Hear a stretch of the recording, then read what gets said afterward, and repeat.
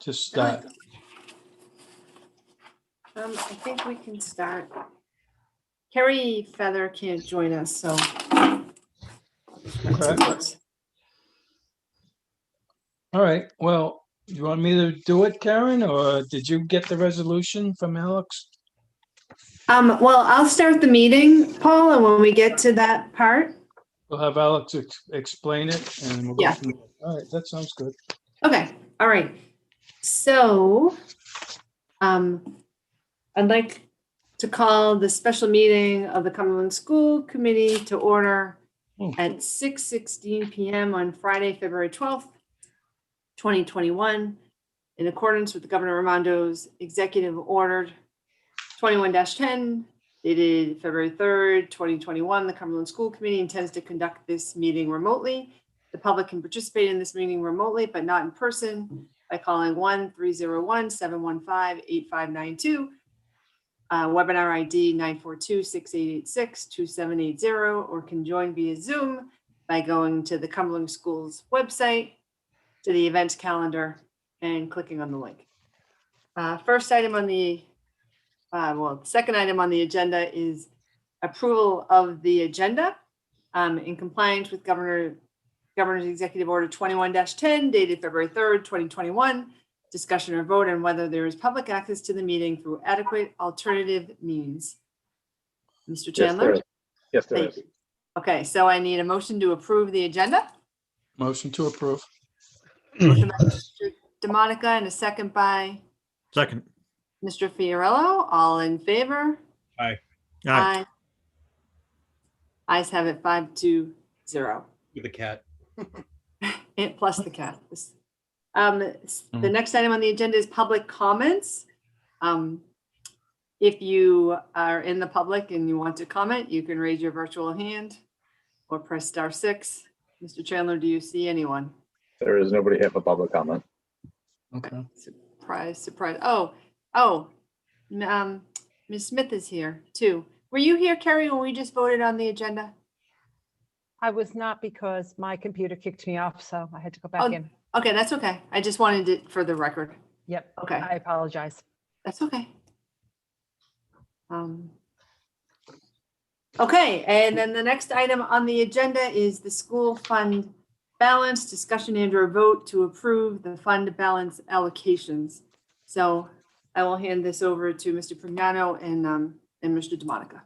All right, for everyone here, we have a resolution. There is no number on it yet. We got to have Cindy assign a number to it. But it's a resolution authorizing and empowering the Cumberland School Committee to approve the reallocation of the school department June 30th, 2020 fund balance of $6,307,565 as follows. So the school committee wants to assign, Alex, we want to take a. Yeah, you want me to take over? Yeah, go ahead and read it. Yeah, and I just want to mention the reason we're doing this tonight, which is a kind of a strange night to meet on a Friday night, but the auditors, I forgot to mention this last night, the auditors are preparing drafts of the financials this weekend, and I wanted this to be reflected. So they needed, I'll email him after this meeting telling him that this was approved, and they'll prepare the financial statements in this manner. So anyhow, what we talked about the other night was, and I handed out a worksheet that showed our surplus going from 3,767,000 to 6,307,000. Basically, as I mentioned last night, because of the COVID savings we had last year and transportation and utilities and school supplies, for 3 months there were no supplies or anything but, and so that we have that 6,307,000 that I want to reallocate this year. Some of it we have to do because we use a good portion of it to balance the 21 budget. And then some of it I want to allocate for 22. And then I also, because of RIDE forcing districts to adopt certain curriculums that they feel districts should be using, we have some estimates of over $1 million of curriculum purchases we'll have to make over the next 3 years. And so I wanted to start building a fund balance designated just for those purchases, so that hopefully, if we can build this up between a little surplus from last year and a surplus from this year, we'll have some money stashed away for that, so that those purchases don't impact budgets. And that's just what we should use fund balance for one-time purchases like that. I know Tony DeMont is on. I don't know how much school committee members know about of how this came about. I don't know if Tony wants to take 2 minutes to just update people on why this came about or how, and then I'll talk about how we should allocate. Sure. Good evening, everyone. I'll be brief. So the Department of Ed has issued some legislation around high quality curriculum and the adoption of high quality curriculum across the state. I started talking with Senator Pearson about this about a year ago. When the legislation was written, my team was actually involved in, he knew that I was strongly opposed to this legislation, but we contributed to a part of the legislation that talks about an appeals process to having to adopt high quality curriculum. The problem is that in order to appeal, there are certain stipulations that are in place, and it's no guarantee that it'll be approved. So with that being said, what my team and I have done is we've gone out and gotten some quotes based on the timeline that we have to implement these high quality curricula that they want us to follow. And it's about over a 3-year period. Like Alex said, you're looking at rough numbers about $1 million. Of that, the only curricula that my team really would do in the absence of these regulations, we would have only updated grades 3, 4, and 5 in ELA. We would not have touched mathematics in the district. We would have added our social studies resources and curriculum at the middle school level. And we would have added a preschool. All of the other things are based on Ed Reports, which is an organization that RIDE is using that measures these curricula. They do not measure it using data. They measure it based on, they pick random teachers and they go through the curricula, and there are 3 criteria that they evaluate. At the end of the day, they have to meet all 3. Quick note, 4 of the top 5 districts have to change their math curricula. 3 of the top 5, last time we took RIDECast, have to change their ELA curricula. It makes absolutely no sense, but we've got to prepare so that we're not negligent. And if you have any questions, feel free to ask me anything about it. I just tried to give you a shotgun version of that. So, Mr. D'Amato, Yes. can you just, I think I heard what you said, but can you just outline the mandatory curriculum that they're saying has to be adopted? Did you say 3, 4, 5 ELA? No, so actually the mandatory, I gave Alex a list, and I don't know, did you provide it does Mike have it? I believe Cindy put it in the drive yesterday, so I think it should be in your drive with. You can pull it up. I can literally go through it in 60 seconds. Okay, But basically, the high school ELA and math, they have to adopt the curricula, high quality curricula, whatever that means. These teachers they create their own curriculum. They've created their own curriculum since the beginning of time at the high school. So that's a huge, huge undertaking. We have to change our math curriculum at the middle school level. I'm going on memory. Our middle school math curriculum does not meet, which is preposterous, because the elementary version of it meets, where we have some of the best scores at the middle school level with that math curriculum. Our science, we don't know about. We're not going to know about science. That, by the way, that's a whole separate category 3 years from now. We've got to change our ELA middle school. Does not meet. In addition, 3, 4, and 5 does not meet ELA. Those are right off the top of my head. The social studies for 6 through 8, in my opinion, is a great investment. We've revamped our entire middle school social studies curricula. There was nothing in place. We've redone rubrics, assessments. We're launching the new grading system next year. So in my opinion, that's necessary, but that's our own doing for our own quality that we want to launch. But everything else is pretty much regulation. Excuse me, Tony. Yes. Did you want to show the pricing? Is that what you're looking for? Yes, yes, please. Do you have that, Mike? Yeah.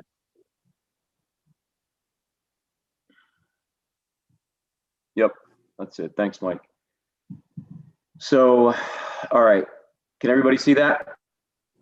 Yeah, Can you make it a Michael? little bit bigger? That's All good. right, thank you. Thank you. All right, so at the top, preschool, Rachel Sand is involved in this. We do not have a preschool curricula.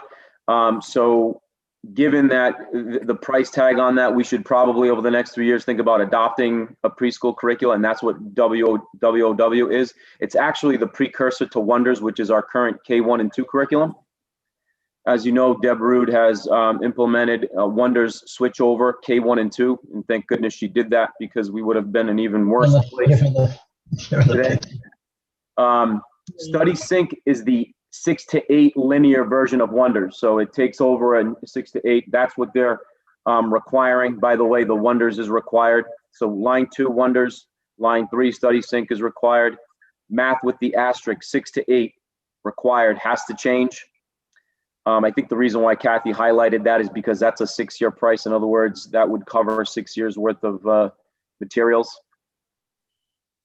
Social Studies, Pearson, the McCourt price, she just added the McCourt price, but, and CMS, I see it. So you're looking at about $100,000 and change there, $112,000 for Social Studies. But again, that's our recommendation for the district.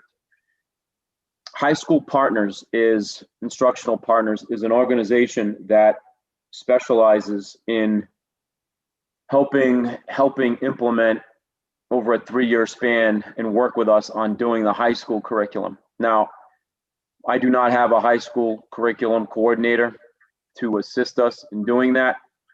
So that's something that we can talk about in an achievement meeting, not necessarily this evening on a Friday night. The high school ELA and math programs are guesstimates at this point, but we've got to buy the whole gamut, 9 through 12, algebra 1, 2, geometry, and calc in order to meet the regs. That would make the Cumberland School Department within 3 years. And by the way, the high school has to launch within 3 years. So if we don't start in the fall, upcoming fall, we're going to be behind. That would put us up to par with what RIDE wants us to do. Okay, thank you. That's very helpful. Mr. Fiorello. Tony, is there going to be also additional costs for teacher training, professional development, consumables, anything like that? That's a good question, Mark. The 3 to 5, the Wonders, it depends. So the Wonders prices include PD, and remember we have Deb for now, hopefully for the next 3 years. She has experience in implementing it and going through it with the ELA K-2 portion. The social studies quotes do not include professional development, but we have Amanda, the high school department chair, who has been helping us with working and facilitating some of those meetings. So I'm sure that, and I'm paying her with federal funds for that. So I'm sure she can help us with implementation over 3 grade levels. So it's a mix, Mark. Most of it, yes, some of it, no. And some of it we can do on our own. All right, thank you. Mr. Collins? Tony, what's the name of the organization that RIDE's using? Again, I'm sorry that they're Called Ed Reports. Ed Reports. And what's the benchmark that they're using to evaluate what we need to do? Because it sounds to me there are 3 gateways. And off the top of my head, there are 3 gateways. One of them is based on the actual structure of the curriculum of the framework. One of them is on teacher usability, which is absolutely ridiculous. And I forget what the third one is off the top of my head, but there are those 3 gateways, none of which have anything to do with data. And it's completely subjective. But unless they meet that criteria, we are not going to be able to keep the curriculum. And Kathy just recently emailed the curriculum department at RIDE and sort of battled with them a little bit because they contradict themselves in a few areas. And they, fired back, you got to do what you got to do. Now, I'm not opposed to appealing it or going through the work necessary to appeal, but they created a threshold of 75% proficiency in both ELA and math in order to appeal, which is, again, ridiculous. Barrington isn't even 75%. They did that on purpose. They used it as a barometer on purpose to prevent districts from being able to appeal. I don't know if I've seen, there's a few private schools and charter schools in Massachusetts that I've seen that have eclipsed that mark, but not very many. What was I going to say? I lost my train. Oh, when were the teachers evaluated? You said they took a random sample of teachers. When was the evaluation done? What Ed Reports does is I think they take random teachers to go through the curricula and look at these 3 gateways and measure it. We actually went through the exercise with RIDE 3 years ago. Okay. And we kind of went through the process to understand how Ed Reports did it, but we decided to go through the process ourselves, and they approved that at the time. Ed Reports just released their latest ratings, kind of like a Consumer Reports, if you will, about 2 weeks ago. And we were waiting for that 2-week process because we didn't know what was going to be approved and what wasn't. And I'm just going to add, I'm actually familiar with Pearson Realize. It's a great program for the kids, especially with distance learning. I'm not a big fan of it, but with distance learning, it's great. So I think that's a smart purchase for at least for the social studies component. Yeah, we really like that product. And, to be honest with you, of all of them, we're most excited about that because the middle school has struggled with absent a social studies curriculum, a true curriculum. Yeah, and it's good. It links with Google Classroom too. So the teachers, you can little activities or whatever. It replaces the traditional textbook. It's interactive. It's a great tool. And I actually thought it was far more expensive. So get a good deal. Yeah, it was a good quote. No, that's this year. Who knows? Yeah, next year. Yeah. So, and certainly we can have an agenda item on an upcoming achievement meeting to get into more details on the curriculum and these requirements and some of what you're talking about, Tony, in terms of appealing and kind of where we might do that. So we can get into more of those details. I think an achievement would be great. Mr. DeMonica, did you have a question? Oh, I'm sorry, Mr. DeMonica. Yeah, I did. It's okay. Paul can go first. Tony, are they, is RIDE just basically looking for every school district to do this so they can really match us up against each other with the same curricula? In my opinion, Paul, again, this is only my opinion. I think there are people that don't really understand curriculum making these decisions, and they're saying, okay, you have a low performing state in general overall. We're vastly underperforming compared to Massachusetts. So they think that by having districts have these approved quality programs, that it'll raise the performance of the entire state. But I'm gonna say this: for Cumberland, it's gonna set us back 5 years. And the reason why I say that is because you have a learning year for teachers. Well, first of all, they've got to understand the materials. There's a learning year. Then when they're implementing it, they're learning how to implement it. So pedagogy goes up. They're not like masters of the craft. So 2 years goes by. The third year, we look at the baseline data, what comes out on RICAST, and then we start the work from that baseline on what we perfect and change. We do not use programs the way that they're asking them to use them. We look at the standards, as you've heard Bob talk about, tons of times. So in my view, if they think that Central Falls or no Woonsocket, I'm not calling them out, I'm just saying, just perennially, who have struggled on things like standardized testing, if they think that these curricula are going to suddenly, get them to be in the upper echelon or whatever, I don't think that that's going to be the case, but that's my opinion. Okay, thanks. Okay, All right, so go ahead, Mr. DeMonica. I was just gonna say, Alex, unless you have something else. Yeah. So you can see how we arrived at the 6,307,565 total fund balance, and on that, resolution, the first 5 items are assigned. What that means is the school committee is going to vote to assign that money to those categories, and it can't be changed only by the school committee. So the first one is the Blue Cross Reserve we talked about. That's money that's on hand to pay weekly bills at Blue Cross. There's capital money there, 55,247, that went there automatically 1 year when we have a surplus of at least 4%. Total cumulative surplus. Anything above that in our policy goes to capital. So that's been sitting there at 55,247. The educational supplies that I want to start, as you saw Tony's spreadsheet there, requiring about 330,000 a year. I figured this could cover us the first year. Right, you skip medical reserve. Well, the medical reserve is going to be 0, and we're going to take whatever the balance left of that and move it into that 394,117. And I spoke about that last night with the new WB community, where we get a working rate and we have to pay that working rate each month. There's no, the working rate says we should put in 8 million, but we'll budget 7.7 and hope for the best. No, it's a hard number now that you have to pay in monthly. But with that, you don't end up having to chase medical claims during the year. So we won't have a year we'll say, gee, we need that reserve to cover a $500,000 overspending in medical claims. So I'm not as concerned with that as I was in the past. Then the 2,215,000, we use that amount of money in the 21 budget. So it has to be reserved for that use. We made that decision when we passed the budget last year. I'm suggesting we put 789,372 instead of into capital, or anywhere else. I would apply it so that we have money for 22. We're going to need to use some fund balance in 22.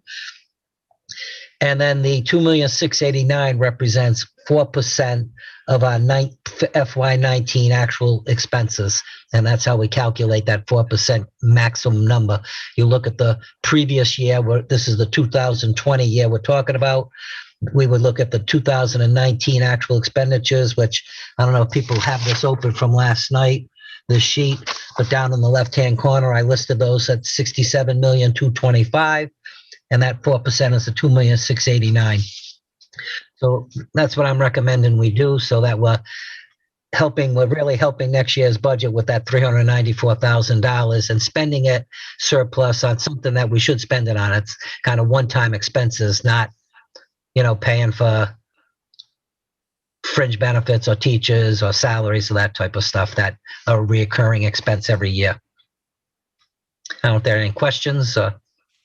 Madam Chair, may I interject one quick Yeah. thing? The 3-year projections. So one of the things that we do is we negotiate, my office, with these curriculum manufacturers or companies to spread the payments out over 3 years, because I didn't want to go to Alex and send him to the hospital by bringing him a $1 million bill, and he would kick me out of his office very quickly. So in order to do that, it's more palatable for him if I come in and say, we're going to try and negotiate over 3 years. We've been successful in doing that. So I'm thinking we can continue to do that, but I wanted to put that out there, that that's contingent upon us being able to continue to negotiate and have these companies have us pay the bill over 3 years. And many of them agree to it. Mr. DeMonica? Tony, are we able to check with other school districts and see if they're going to be spending the money for the same programs and maybe negotiate a better deal? That's a great point. I was talking to 6 or 7 I had a Zoom call with some of the assistant superintendents, and there are, Lincoln, I think, is adopting Wonders 3 to 5. So there's an opportunity there for us. And Kathy was talking to the assistant superintendent from North Smithfield. The problem is they're so small. They're buying math materials for 300 kids. We're going to have to buy it for, 1,000 plus kids. So, some of them have already started the implementation process, so we can't get in on that. But Lincoln, we may have an opportunity to do that. Okay. Mr. Fiorello? What about the Northwest Collaborative that we joined last year? Is that what you're talking about, Tony? Yeah, those are essentially, there are other assistants that have joined, our conversation group. Okay. And they're all really, really smart people. We meet every maybe 3 weeks or so, and we try to stay current with one another. Okay, and Alex, we had talked about setting up a technology fund within the surplus, kind of like the education portion. Is that something that's just gonna have to be discussed down the road? No, I mean,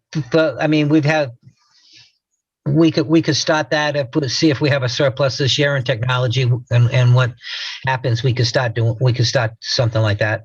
Any of those type of things that you do only help the budgets in the next years, because there's always going to be technology purchases, and it looks like we're going to be purchasing a curriculum for the foreseeable future. So yeah, we can look at that this year, Mark. All right, thank you. How much did Mike pay you for that? Well, we've always designated money. It's just that we take it away from them is what we've done. So Alex. Ms. Smith, oh, sorry. I'm all set. Thanks. Thank I think you. Carrie had a question. I do. Alex, in the 2,215,625, you said that was approved with the past budget year to be the use of the fund balance. Is that just to plug deficits? And I apologize because I don't understand how that was used or how it was rebudgeted in, besides just seeing it on the spreadsheet here.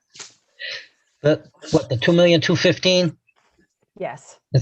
Yeah, the 2,215,000 basically resulted from, because of the COVID, a lot of line items that we normally spend, we didn't spend. We've talked about some of them, the busing, the utilities, etc. So in our 2021 budget, there's $2,215,000 use of about 4 or 5 items that, if you add up on the revenue side, come to that number that we've made a decision to use in 2021, as a one-time revenue source. And we talked a little bit about it. The town only gave us, 1%.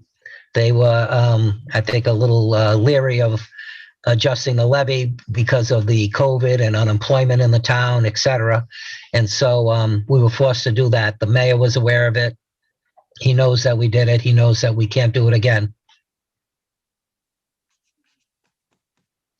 So it was just the one time to plug. Yeah.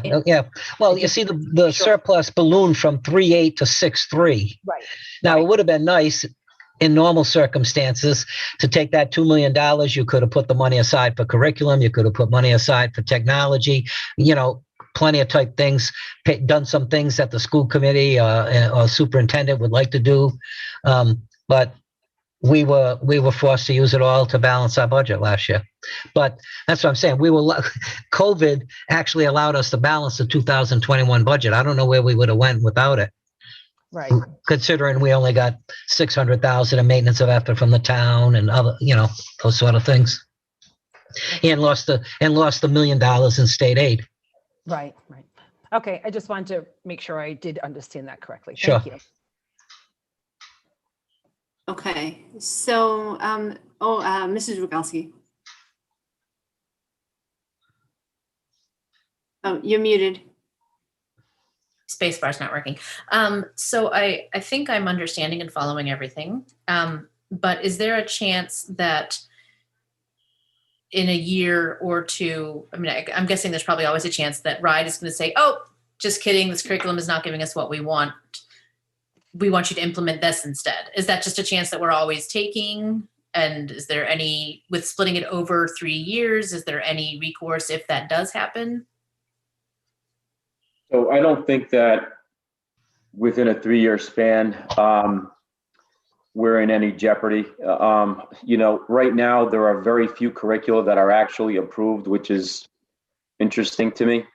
And you're essentially going to have a state that's going to have the same numbers 5 years from now, statistically, with districts that have done this curricula. Not much is going to change. That's my prediction. But I would say, we would be pretty safe. The only thing that'll happen is perhaps that ed reports would have more curricula that would be approved. But at that point, it'll be too late. Districts will already have implemented.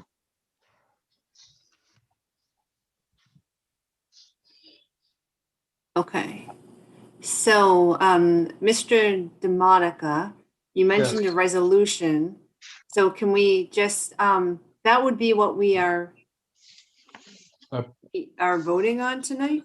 Yes, So can you restate that? sure.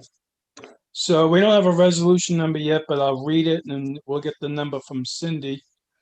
A resolution authorizing and empowering the Cumberland School Committee to approve the reallocation of the school department June 30th, 2020 fund balance of $6,307,565 as follows. Blue Cross Reserve, which will be at $164,165 for, that's basically our deposit with them to pay the claims. Capital improvements, $55,247. Medical reserves will go to zero. Education supplies will be at $394,117. Use of fund balance in fiscal year 21 budget, $2,215,625. Reserve fund balance for fiscal year 22 budget, $789,372. All those are assigned on this resolution. Unassigned, the fund balance 4% of the fiscal year 19 expenses, $2,689,039. So the total fund balance would be $6,307,565, which lines up with what Alex explained to us in the for the resolution. Right, and I don't know, people, the terminology assigned means it's assigned for a specific purpose, and unassigned means it's free for other uses, really. It's not restricted. So we're gonna use, Alex, $789,372 in next year's budget, correct? For July Yes, 1st. yeah, and probably most of the 394,000 to pay for the first year of Right, no, that I whatever we're able to that I negotiate. understand. And we'll still be left with a fund balance of $2,689,039. And the school committee could adopt to spend more of it if they wanted to for more positions or whatever we decide what we want to do. Of course, I would highly object to. But Right, that's I only understand. that's only me. I But, understand. I'm counting on Kerry Smith to be with me.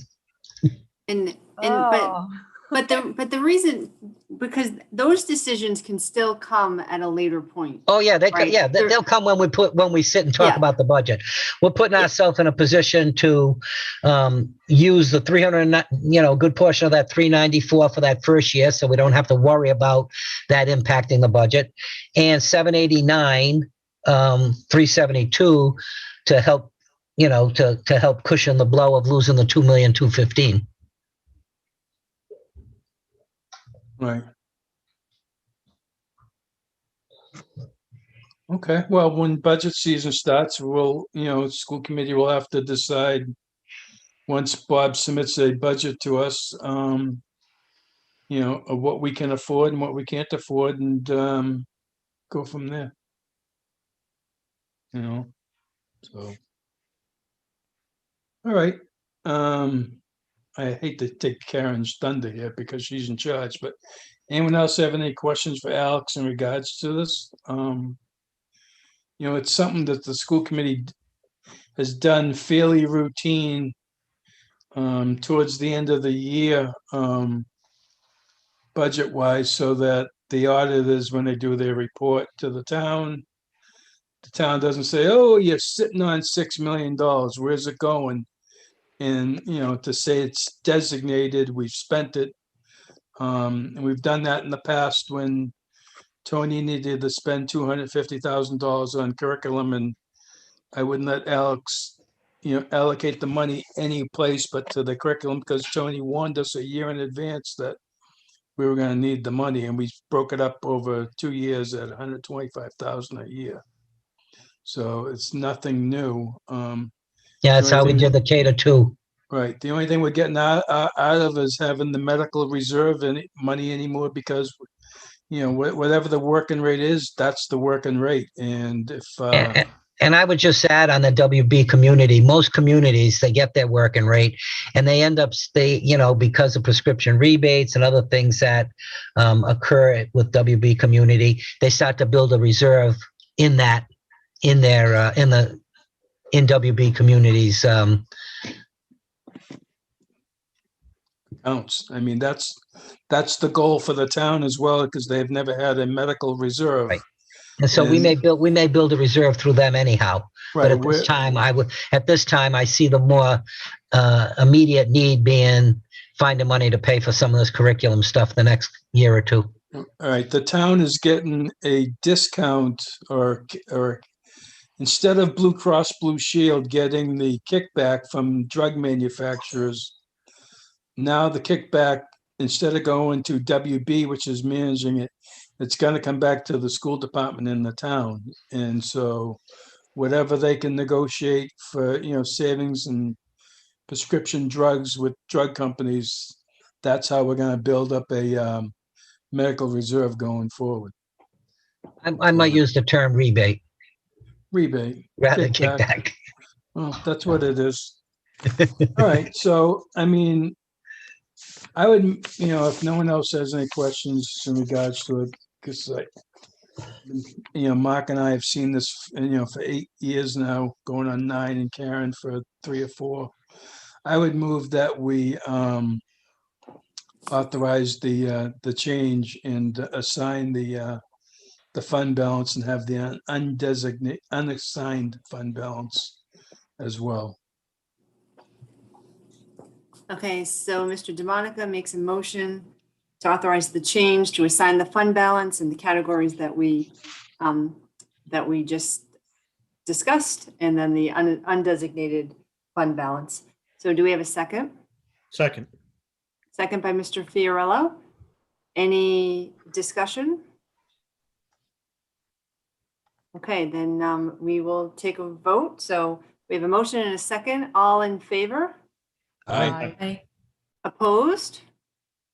Okay, the ayes have it 6-0. Next item on the agenda is adjournment. I need a motion to adjourn. Wait, Ms. Freeman, don't we have public comment? No, public comment already happened before this. Okay. That was the third thing on the agenda. And then this was the fourth thing. Motion to adjourn.